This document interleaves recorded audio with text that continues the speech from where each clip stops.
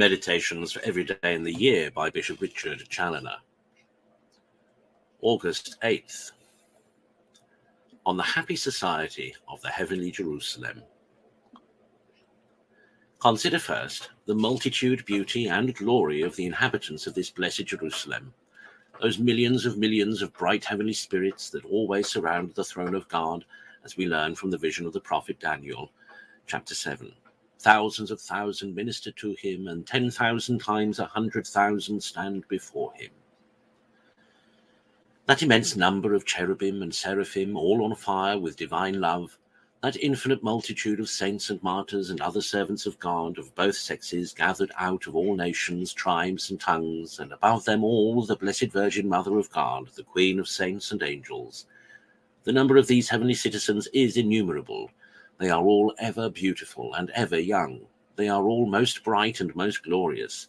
They wear the name of God on their foreheads, expressed by the unalterable serenity, joy, peace, and light that shines from their countenance. The very sight of any one of them, as we learn from the experience of some of the saints and servants of God, is enough to ravish the soul into an ecstasy and to fill it with inexpressible delight. And what shall it be to see them all and to enjoy their happy society for all eternity?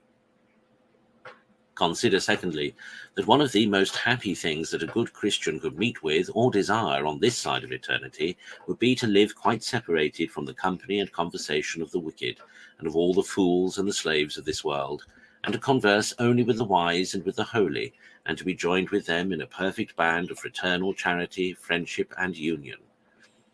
Oh, how good and pleasant it is, said the psalmist, for brethren to dwell together in unity. But oh, what company, what conversation, what friendship here upon earth, how pure soever, can bear any comparison with that of the blessed in heaven? For there we shall meet with millions of brethren and friends, almost loving, almost wise, almost holy. In a word, are all full of God. Their communications one with another are most pure, their conversation most sublime and heavenly. The praises of God and his eternal truths are their personal theme, perpetual theme. Harmonious hymns of divine love are their constant entertainment. Consider, thirdly, more in particular, the inexpressible charity and love which the blessed have one for another, which is so great that they all have but one heart and one soul. This makes them take such an inconceivable delight in each other's happiness, through the love they bear each other, as to look upon the happiness of their brethren as their own, and to rejoice in it as if it were their own.